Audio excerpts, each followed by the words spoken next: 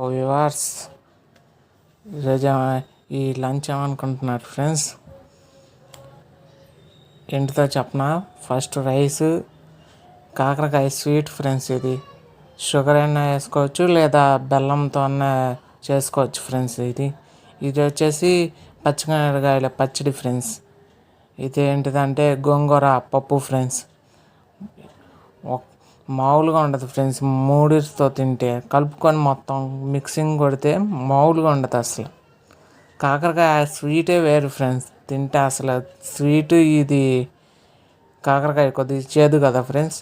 తింటే ఆ టేస్టే వేరు ఫ్రెండ్స్. ఆ స్పైసీ, ఆ స్వీటు ఎక్కిపోద్ది ఫ్రెండ్స్. లంచ్ మాత్రం టేస్ట్ అయితే సూపర్ ఫ్రెండ్స్.